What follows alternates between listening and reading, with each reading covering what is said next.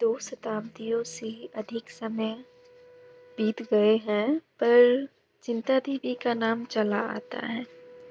बुंदेलखंड के एक बीहड़ स्थान में आज भी मंगलवार को सहस्त्रों स्त्री पुरुष चिंता देवी की पूजा करने आते हैं। उस दिन यह निर्जन स्थान सुहाने गीतों से गूंज उठता है। टीले और टोकरे रमणियों के रंग बिरंगे वस्त्रों से सुशोभित हो जाते हैं। देवी का मंदिर एक बहुत ऊंची टीले पर बना हुआ है। उसके कलश पर लहराती हुई लाल पताका बहुत दूर से दिखाई देती है। मंदिर इतना छोटा है कि उसमें मुश्किल से एक साथ 2 आदमी समा सकते हैं। भीतर कोई प्रतिमा नहीं है, केवल एक छोटी सी वेदी बनी हुई है। नीचे से मंदिर तक पत्थर का जीना है। भीड़ भाड़ में धक्का खाकर कोई नीचे न गिर पड़े, इसलिए जीने की दीवारें दोनों तरफ बनी हुई है। यही चिंता देवी सती हुई थी, पर लोक रीति के अनुसार वह अपने मृत पति के साथ चिता पर नहीं बैठी थी। उनका पति हाथ जोड़े सामने खड़ा था, पर वह उसकी ओर आंख उठाकर भी न देखती थी। वह पति शरीर के साथ नहीं, उसकी आत्मा के साथ सती हुई। उस चिता पर पति का शरीर न था, उसकी मर्यादा भस्मीभूत हो रही थी। यमुना तट पर कालपी एक छोटा सा नगर है। चिंता उसी नगर की एक वीर बुंदेल की कन्या थी। उसकी माता उसकी बाल्यावस्था में ही परलोक सुधार चुकी थी। उसके पालन पोषण का भार पिता पर पड़ा। संग्राम का समय था। योद्धाओं को कमर खोलने की भी फुर्सत न मिलती थी। वे घोड़े की पीठ पर भोजन करते और जीन ही पर झपकियां ले लेते थे। चिंता का बाल्यकाल पिता के साथ समर भूमि में कटा। बाप उसे किसी खोह में या वृक्ष की आड़ में छिपाकर मैदान में चला जाता।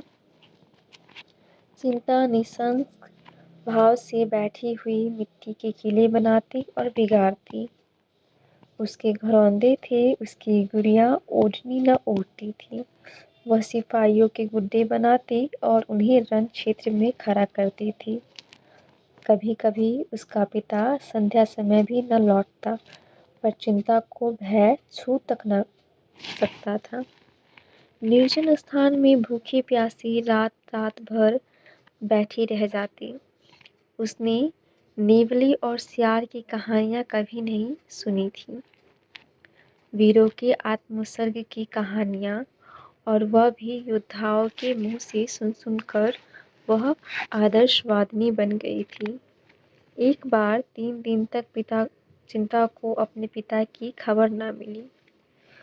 वह एक पहाड़ी की खोह में बैठी मन ही मन एक ऐसा किला बना रही थी जिसे शत्रु किसी भांति न जान सके। दिन भर वह उसी किले का नक्शा सोचती और रात को उसी किले के स्वप्न देखती। तीसरे दिन संध्या समय उसके पिता के कई साथियों ने आकर उसके सामने रोना शुरू किया। चिंता ने विस्मृति होकर पूछा, दादाजी कहाँ हैं? तुम लोग क्यों रोते हो? किसी ने उसका उत्तर न दिया। वे जोर से धारे मार मार कर रोने लगे। चिंता समझ गई कि उसके पिता ने वीरगति पाई। उस 13 वर्ष की बालिका की आंखों से आंसू की एक बूंद भी न गिरी। मुख जरा भी मलिन न हुआ। एक आह भी न निकली। हंसकर बोली, अगर उन्होंने वीरगति पाई तो तुम लोग रोते क्यों हो? योद्धाओं के लिए इससे बढ़कर और कौन मृत्यु हो सकती है? इससे बढ़कर उसकी वीरता का और क्या पुरस्कार मिल सकता है? यह रोने का नहीं, आनंद मनाने का अवसर है। एक सिपाही ने चिंतित स्वर में कहा, हमें तुम्हारी चिंता है। तुम अब कहाँ रहोगी? चिंता ने गंभीरता से कहा। इसकी तुम कुछ चिंता न करो दादा, मैं अपने बाप की बेटी हूँ। जो कुछ उन्होंने किया वही मैं भी करूँगी। अपनी मातृभूमि को शत्रुओं के पंजे से छुड़ाने में उन्होंने प्राण दे दिए। मेरे सामने भी वही आदर्श है। जाकर अपने आदमियों को संभाली, मेरे लिए एक घोड़ा और हथियारों का प्रबंध कर दीजिए। ईश्वर ने चाहा तो आप लोग मुझे किसी से पीछे न पाएंगे, लेकिन यदि मुझे पीछे हटते देखना तो तलवार के एक हाथ से इस जीवन का अंत कर देना। यही मेरी आपसे विनय है। चाहिए अब विलंब न कीजिए। सिपाहियों को चिंता के ये वीर वचन सुनकर कुछ भी आश्चर्य नहीं हुआ। हाँ, उन्हें यह संदेह अवश्य हुआ कि क्या कोमल बालिका अपने संकल्प पर दृढ़ रह सकेगी। 5 वर्ष बीत गए। समस्त प्रांत में चिंता देवी की धाक बैठ गई। शत्रुओं के कदम उखड़ गए। वह विजय की सजीव मूर्ति थी। उसे तीरों और गोलियों के सामने निसंक खड़े देखकर सिपाहियों को उत्तेजना मिलती रहती थी। उसके सामने वे कैसे कदम पीछे हटाते।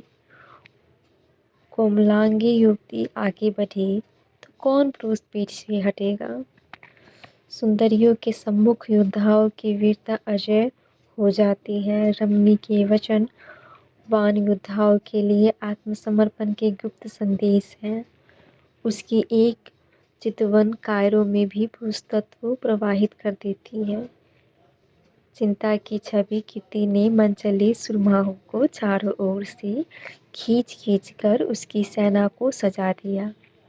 जान पर खेलने वाले भौरे चारों ओर से आकर इस फूल पर मंडराने लगे। इन्हीं योद्धाओं में रत्न सिंह नाम का एक युवक राजपूत भी था। यूँ तो चिंता के सैनिकों में सभी तलवार के धनी थे। बात पर जान देने वाले, उसके इशारे पर आग में कूदने वाले, उसकी आज्ञा पाकर एक बार आकाश के तारे तोड़ लाने को भी चल पड़ते। किंतु रत्न सिंह सबसे बढ़ा हुआ था। चिंता भी हृदय में उससे प्रेम करती थी। रत्न सिंह अन्य वीरों की भांति अकर, मुंहफट या घमंडी न था और लोग अपनी अपनी कीर्ति को खूब बढ़ा चढ़ा कर बयां करते, आत्म प्रशंसा करते। उनकी जुबान न रुकती थी। वे जो कुछ करते चिंता को दिखाने के लिए। उनका ध्येय अपना कर्तव्य न था, चिंता थी। रत्न सिंह जो कुछ करता शांत भाव से। अपनी प्रशंसा करना तो दूर रहा, वह चाहे कोई शेर ही क्यों न मार आए उसकी चर्चा तक न करता। उसकी विनयशीलता और नम्रता संकोच की सीमा से भिड़ गई थी। औरों के प्रेम में विलास था, पर रत्न सिंह के प्रेम में त्याग और तप। और लोग मीठी नींद सोते थे, पर रत्न सिंह तारे गिन गिन रात काटता था और सब अपने दिल में समझते थे कि चिंता मेरी होगी। केवल रत्न सिंह निराश था और इसलिए उसे किसी से द्वेष न था न राग। औरों को चिंता के सामने चहकते देख उसे उनकी वाक्पटुता पर आश्चर्य होता। प्रतिक्षण उसका निराशा और भी घना हो जाता। कभी कभी वह अपने बौधेपन पर झुंझला उठता। क्यों ईश्वर ने उसे उन गुणों से वंचित रखा जो रमणियों के चित्त को मोहित करते हैं।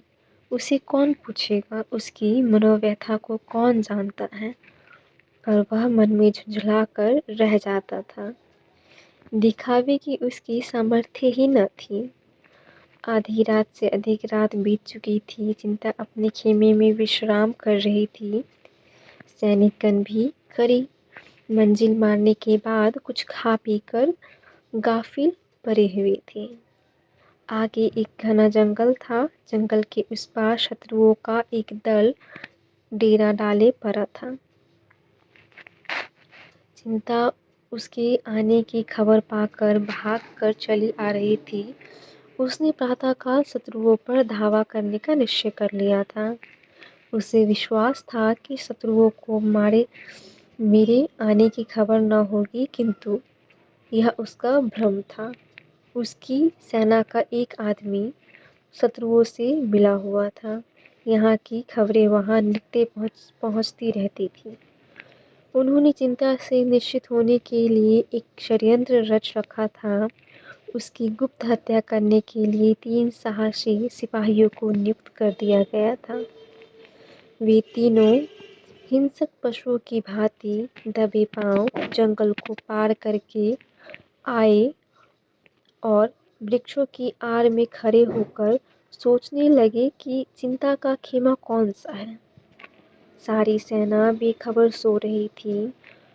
इससे उन्हें अपने कार्य की सिद्धि में लेश मात्र संदेह न था। वे वृक्षों की आड़ में निकले और जमीन पर मग्र की तरह रेंगते हुए चिंता के खेमे की ओर चले। सारी सेना बेखबर सोती थी। पहरे के सिपाही थककर चूर हो जाने के कारण निद्रा में मगन हो गए थे। केवल एक प्राणी खेमे के पीछे ठंड के मारे सिकुड़ा हुआ बैठा था। यही रत्न सिंह था। आज उसने यह कोई नई बात न की थी। परावों में उसकी रातें इसी भांति चिंता के खेमे के पीछे बैठे बैठे कटती थी। घातकों की आहट पाकर उसने तलवार निकाल ली और चौंक कर उठ खड़ा हुआ। देखा 3 आदमी झुके हुए चले आ रहे हैं। अब क्या करे? अगर शोर मचाता है तो सेना में खलबली पड़ जाए और अंधेरे में लोग एक दूसरे पर ही वार करके आपस में ही कट मरे। इधर अकेले 3 जवानों से भिड़ने में प्राण का भय। अधिक सोचने का मौका न था। उसमें योद्धाओं की अविलंब निश्चय कर लेने की शक्ति थी। तुरंत तलवार खींच ली और उन तीनों पर टूट पड़ा। कई मिनट तक तलवारें छपाछप चलती रही, फिर सन्नाटा छा गया। उधर वे तीनों आहत होकर गिर पड़े, इधर यह भी जख्मों से चूर होकर अचेत हो गया। प्रातःकाल चिंता उठी तो चारों जवानों को भूमि पर पड़े पाया। उसका कलीजा धाक से हो गया। समीप जाकर देखा, तीनों आक्रमणकारियों के प्राण निकल चुके थे, पर रत्न सिंह की सांस चल रही थी। सारी घटना समझ में आ गई। नारित्व ने वीरता पर विजय पाई। जिन आंखों से पिता की मृत्यु पर आंसू की एक बूंद भी न गिरी थी, वही आंखें आंसुओं की झड़ी लग गई। उसने रत्न सिंह का सिर अपनी जांघ पर रख लिया और हृदयांग में रचे हुए स्वयंवर में उसके गले में जयमाल डाल दी। महीने भर न रत्न सिंह की आंखें खुली और न चिंता की आंखें बंद हुई। चिंता उसके पास से एक क्षण के लिए भी कहीं न जाती। न अपने इलाके की परवाह थी, न शत्रुओं के बढ़ते चले आने की फिक्र। रत्न सिंह पर वह अपनी सारी विभूतियों का बलिदान कर चुकी थी। पूरा महीना बीत जाने के बाद रत्न सिंह की आंखें खुली। देखा चारपाई पर पड़ी हुई है और चिंता सामने पंखा लिए खड़ी है। क्षीण स्वर में बोला, चिंता पंखा मुझे दे दो, तुम्हें कष्ट हो रहा है। चिंता का हृदय इस समय स्वर्ग की अखंड अपार सुख का अनुभव कर रहा था। 1 महीने पहले जिन शरीर के सिरहाने बैठी हुई वह नैराश्य से रोया करती थी, उसे आज बोलते देखकर आह्लाद का पारावर न था। उसने स्नेही मधुर स्वर में कहा, प्राणनाथ, यदि यह कष्ट है तो सुख क्या है मैं नहीं जानती। प्राणनाथ, इस संबोधन में विलक्षण मंत्र की सी शक्ति थी। रत्न सिंह की आंखें चमक उठी, जीर्ण मुद्रा प्रदीप्त हो गई, नसों में एक नए जीवन का संचार हो उठा और वह जीवन कितना स्फूर्तिमय था, उसमें कितना उत्साह, कितना माधुर्य, कितना उल्लास और कितनी करुणा थी। रत्न सिंह के अंग अंग फड़कने लगे। उसे अपनी भुजाओं में अलौकिक पराक्रम का अनुभव होने लगा। ऐसा जान पड़ा मानो वह सारे संसार को सर कर सकता है, उड़कर आकाश पर पहुंच सकता है, पर्वतों को चीर सकता है। एक क्षण के लिए उसे ऐसी तृप्ति हुई मानो उसकी सारी अभिलाषाएं पूरी हो गई हैं और वह किसी से कुछ न चाहता। शायद शिव को सामने खड़ा देख कर भी वह मुंह फेर लेगा, कोई कोई वरदान न मांगेगा।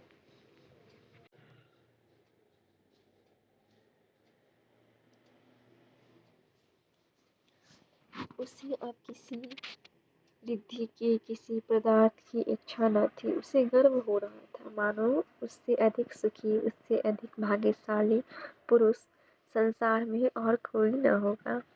रत्न सिंह ने उठने की चेष्टा करके कहा, बिना तप के सिद्धि नहीं मिलती।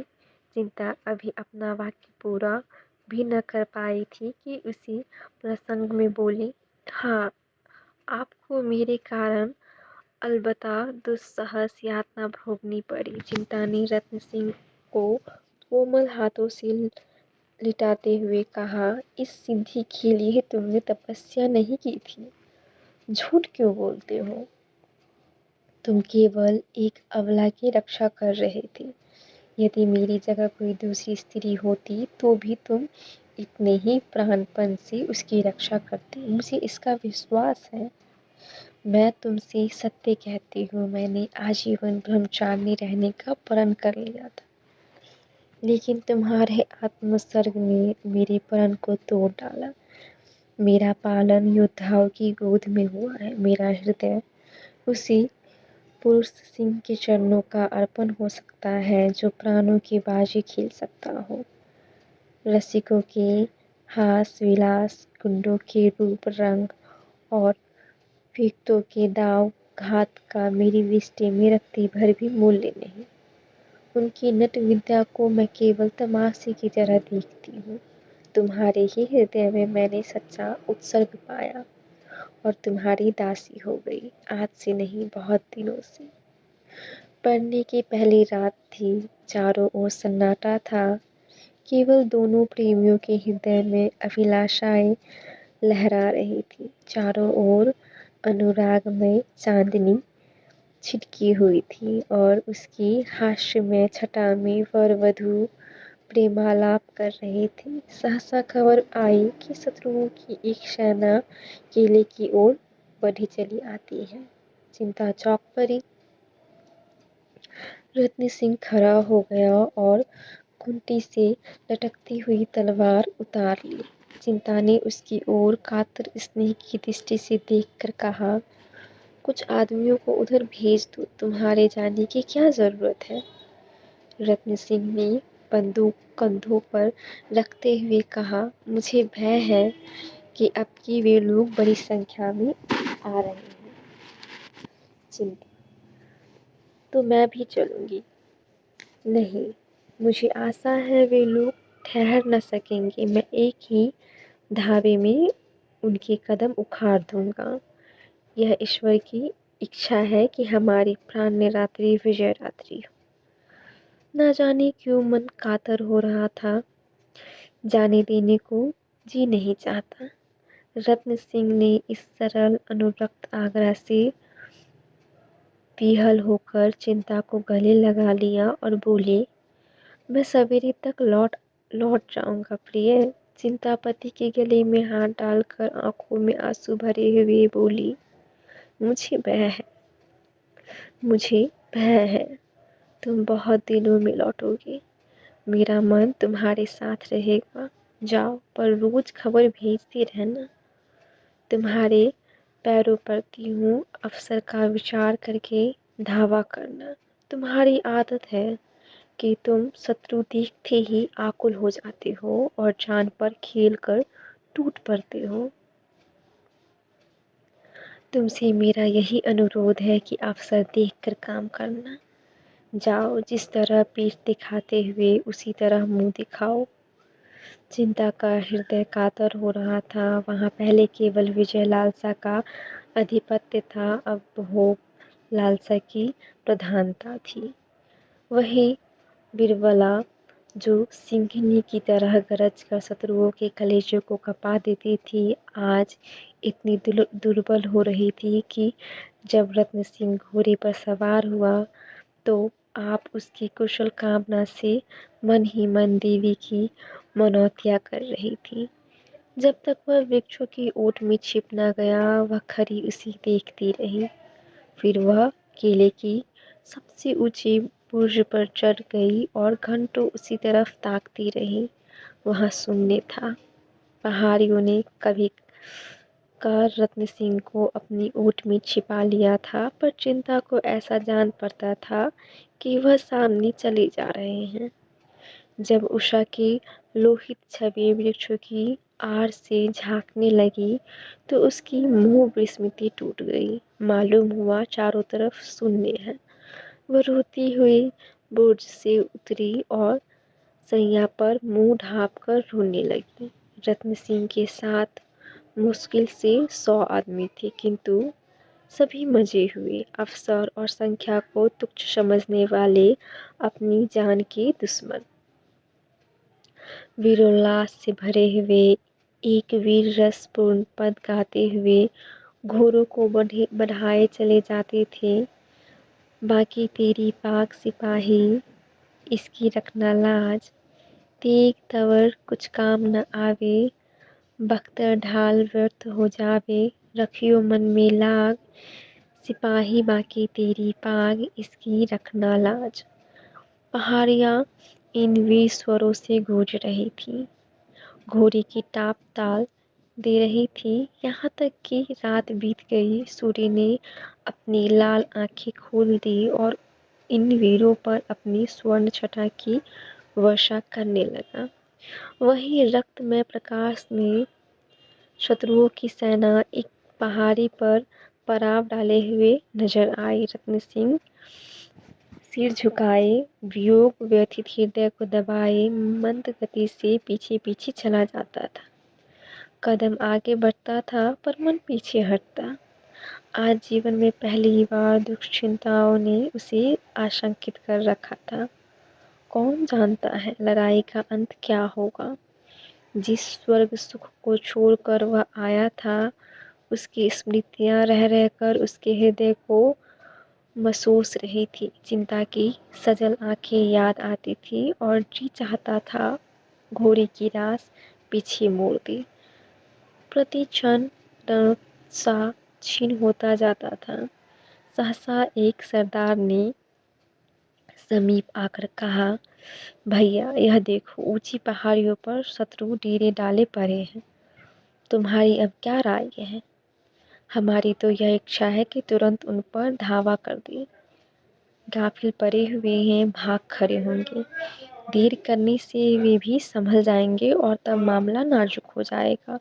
1000 से कम न होंगे। रत्न सिंह ने चिंतित नेत्रों से शत्रु दल की ओर देखा और कहा, हाँ मालूम तो होता है सिपाही, तो धावा कर दिया जाए ना। रत्न, जैसी तुम्हारी इच्छा, संख्या अधिक है यह सोच लो। सिपाही, इसकी परवाह नहीं, हम इससे बड़ी सेनाओं को परास्त कर चुके हैं। रत्न, यह सच है, पर आग में कूदना ठीक नहीं। सिपाही, भैया तुम कहते क्या हो। सिपाही का तो जीवन ही आग में कूदने के लिए है। तुम्हारे हुक्म की देर है, फिर हमारा जीवन देखना।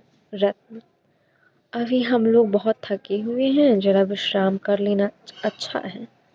सिपाही, नहीं भैया, उन सबों को हमारी आहट मिल गई तो गजब हो जाएगा। रत्न, तो फिर धावा धावा ही कर दो। एक क्षण में योद्धाओं ने घोड़ों की पागे उठा दी और अस्त्र संभाले हुए शत्रु सेना पर लपके, किंतु पहाड़ी पर पहुंचते ही इन लोगों ने उसके विषय में जो अनुमान किया था वह मिथ्या थी। वह सजग ही न थे, स्वयं किले पर धावा करने की तैयारियां भी कर रहे थे। इन लोगों ने जब उन्हें सामने आते देखा तो समझ गए कि भूल हुई, लेकिन अब सामना करने के सिवा चारा ही क्या था। फिर भी वे निराश न थे। रत्न सिंह जैसे कुशल योद्धा के साथ इन्हें कोई शंका न थी। वह इससे भी कठिन अवसरों पर अपने रण कौशल से विजय लाभ कर चुका था। क्या आज वह अपना जौहर न दिखाएगा? सारी आंखें रत्न सिंह को खोज रही थी, पर उसका वहां कहीं पता न था। कहाँ चला गया, यह कोई न जानता था, पर वह कहीं नहीं जा सकता। अपने साथियों को इस कठिन अवस्था में छोड़कर वह कहीं नहीं जा सकता। संभव नहीं। अवश्य ही वह यही है और हारी हुई बाजी को जीतने के लिए कोई युक्ति सोच रहा है। एक क्षण में शत्रु इनके सामने आ पहुंचे। इतनी बहुसंख्यक सेना के सामने ये मुट्ठी भर आदमी क्या कर सकती थी? चारों ओर से रत्न सिंह की पुकार होने लगी, भैया तुम कहाँ हो? हमें क्या हुक्म देते हो? देखते हो वे लोग सामने आ पहुंचे, पर तुम अभी मौन खड़े हो। सामने आकर हमें मार्ग दिखाओ, हमारा उत्साह बढ़ाओ। पर अब भी रत्न सिंह ने दिखाई दिया। यहाँ तक कि शत्रु दल सिर पर आ पहुंचा और दोनों दलों में तलवारें चलने लगी।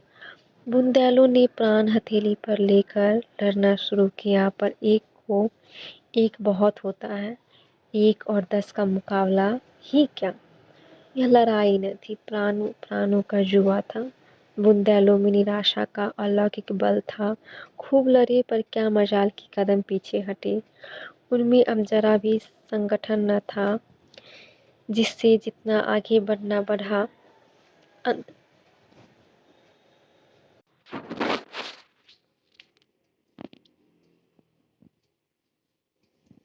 अंत क्या होगा, इसकी किसी को चिंता न थी। कोई तो शत्रुओं की सफेद चीरता हुआ सेनापति के समीप पहुंच गया, कोई उनके हाथी पर चढ़ने की चेष्टा करते मारा गया। उनका अमानुष अमानुष साहस देखकर शत्रुओं के मुंह से भी वाह निकलती थी, लेकिन ऐसे योद्धाओं ने नाम पाया है, विजय नहीं पाई। 1 घंटे में रंगमंच का पर्दा गिर गया, तमाशा खत्म हो गया। एक आंधी थी जो आई और वृक्षों को उखाड़ती हुई चली गई। संगठित रहकर ये मुट्ठी भर आदमी दुश्मनों के दांत खट्टे कर देते, पर जिस पर संगठन का भार था उसका कहीं पता न था। विजय मरहटों ने एक एक लाश ध्यान से देखी। रत्न सिंह उसकी आंखों में खटकता था, उसी पर उनके दांत लगे थे। रत्न सिंह के जीते जी उन्हें नींद न आती थी। लोगों ने पहाड़ी की एक एक चट्टान का मंथन कर डाला, पर रत्न न हाथ आया। विजय हुई पर अधूरी। चिंता के हृदय में आज न जाने क्यों भांति भांति की शंकाएं उठ रही थी। वह कभी इतनी दुर्बल न थी। बुंदेलों की हार ही क्यों न होगी, इसका कोई कारण तो वह न बता सकती थी, पर यह भावना उसके विकल हृदय से किसी तरह न निकलती थी। उस अभागिन के भाग्य में प्रेम का सुख भोगना लिखा होता तो क्या बचपन में ही माँ मर जाती, पिता के साथ वन वन घूमना पड़ता, खोहों और कंधारों में रहना पड़ता, और वह आश्चर्य भी तो बहुत दिन रहा। पिता भी मुंह मोड़कर चल दिए। सबसे उसी एक दिन भी तो आराम से बैठना नसीब न हुआ। विधाता क्या अब अपना क्रूर कौतुक छोड़ देगा? उसके दुर्बल हृदय में इस समय एक विचित्र भावना उत्पन्न हुई। ईश्वर उसके प्रियतम को आज सकुशल लाए तो वह उसे लेकर किसी दूर के गांव में जा बसेगी, पतिदेव की सेवा और आराधना में जीवन सफल करेगी। इस संग्राम से सदा के लिए मुंह मोड़ लेगी। आज पहली बार नारित्व का भाव उसके मन में जागृत हुआ। संध्या हो गई थी। सूर्य भगवान किसी हारे हुए सिपाही की भांति मस्तक झुकाते हुए कोई आर खोज रहे थे। सहसा एक सिपाही नंगे नंगे सिर पांव निर्वस्त्र उसके सामने आ खड़ा हो गया। चिंता का वज्रपात हो गया। एक क्षण तक मरमहत सी बैठी रही, फिर उठकर घबराई हुई सैनिक के पास आई और आतुर स्वर में पूछा, कौन कौन बचा? सैनिक ने कहा, कोई नहीं, कोई नहीं, कोई नहीं। चिंता इस पकड़ पर भूमि पर बैठ गई। सैनिक ने फिर कहा, मरहटे समीप आ पहुंचे, समीप आ पहुंचे, बहुत समीप। तो तुरंत चिता तैयार करो, समय नहीं है। अभी तो हम लोग सिर काटने को हाजिर ही हैं। तुम्हारी जैसी इच्छा। मेरे कर्तव्य का तो यही अंत है। किला बंद करके हम महीनों लड़ सकते हैं, तो जाकर लड़ो। मेरी लड़ाई अब किसी से नहीं। एक ओर अंधकार प्रकाश को पैरों तले कुचलता चला आता था, दूसरी ओर विजय मरहटे लहराते हुए खेतों को और किले में चिता बन रही थी। ज्यों ही दीपक जले, चिता में भी आग लगी। सती चिंता सुलह सिंगार किए अनुपम छवि दिखाते हुए प्रसन्न मुख अग्निमार्ग से पतिलोक की यात्रा करने जा रही थी। चिता के चारों ओर स्त्री और पुरुष जमा थे। शत्रुओं ने किले को घेर लिया है, इसकी किसी को फिक्र न थी। शोक और संतोष से सबके चेहरे उदास और सिर झुके हुए थे। अभी कल इसी आंगन में विवाह का मंडप सजाया गया था, जहाँ इस समय चिता सुलग रही है। वही कल हवन कुंड था। कल भी इसी भांति अग्नि की लपटें उठ रही थी, इसी भांति भांति लोग जमा थे। पर आज और कल के दृश्यों में कितना अंतर है। हाँ, स्थूल नेत्रों के लिए अंतर हो सकता है, पर वास्तव में यह उसी यज्ञ की पूर्णाहुति है, उसी प्रतिज्ञा का पालन है। सहसा घोड़े की टापों की आवाज़ सुनाई देने लगी। मालूम होता था कोई सिपाही घोड़े को सरपट भगाता चला आ रहा है। एक क्षण में टापों की आवाज़ बंद हो गई और एक सैनिक आंगन में दौड़ा हुआ आ पहुंचा। लोगों ने चकित होकर देखा, यह रत्न सिंह था। रत्न सिंह चिता के पास जाकर हाँफता हुआ बोला, प्रिय, मैं तो अभी जीवित हूँ। यह तुमने क्या कर डाला? चिता में आग लग चुकी थी। चिंता की साड़ी से अग्नि की ज्वाला निकल रही थी। रत्न सिंह उन्मत्त की भांति चिता में घुस गया और चिंता का हाथ पकड़कर उठाने लगा। लोगों ने चारों ओर से लपक लपक कर चिता की लकड़ियां हटानी शुरू की, पर चिता ने पति की ओर आंख उठाकर भी न देखा, केवल हाथों से उसे हट जाने का संकेत किया। रत्न सिंह सिर पीटकर बोला, हाय प्रिय, तुम्हें क्या हो गया है? मेरी ओर देखती क्यों नहीं? मैं तो जीवित हूँ। चिता से आवाज आई, तुम्हारा नाम रत्न सिंह है, पर तुम मेरी रत्न सिंह नहीं हो। तुम मेरी तरफ देखो तो मैं ही तुम्हारा दास, तुम्हारा उपासक, तुम्हारा पति हूँ। मेरे पति ने वीरगति पाई। हाय, कैसे समझाऊं? अरे लोगों, किसी भांति अग्नि शांत करो, मैं रत्न सिंह ही हूँ। प्रिय, क्या तुम मुझे पहचानती नहीं हो? अग्नि शिखा चिंता के मुख तक पहुँच गई। अग्नि में कमल खिल गया। चिंता स्पष्ट स्वर में बोली, खूब पहचानती हूँ, तुम मेरे रत्न सिंह नहीं। मेरा रत्न सिंह सच्चा सूर था। वह आत्मरक्षा के लिए, इस तुच्छ देह को बचाने के लिए अपने क्षत्रिय धर्म का परित्याग न कर सकता था। मैं जिस पुरुष के चरणों की दासी बनी थी, वह देवलोक में विराजमान है। रत्न सिंह को बदनाम मत करो। वह वीर राजपुत्र था, रणक्षेत्र से भागने वाला कायर नहीं। अंतिम शब्द निकलते ही थे कि अग्नि का ज्वाला चिंता के सिर के ऊपर जा पहुंची। फिर एक क्षण में वह अनुपम रूप राशि वह आदर्श वीरता की उपासिका, वह सच्ची सती अग्निराशि में विलीन हो गई। रत्न सिंह चुपचाप हतबुद्धि सा खड़ा या शोकमय दृश्य देखता रहा। फिर अचानक एक ठंडी सांस खींचकर उसी चिता में कूद पड़ा।